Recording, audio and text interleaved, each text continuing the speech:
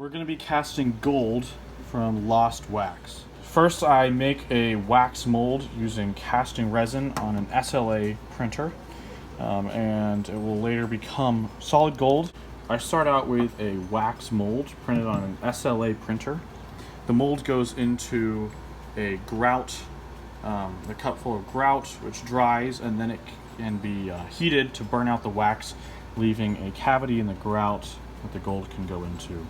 These are different ring models here. This one has a lot thicker sprues. I found that thicker sprues allow for a better cast.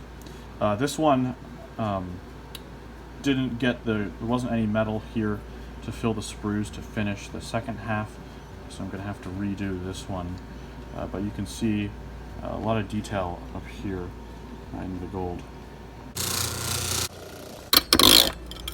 It's very difficult to separate the sprues from the rings, so on the next iteration I think I'll keep the sprues the same size but then make the attachment points thinner.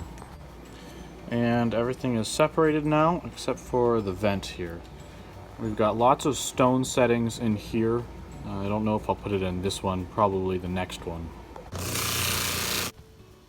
Here I have an Alexandrite stone for it. This lost wax gold casting is a lot of fun.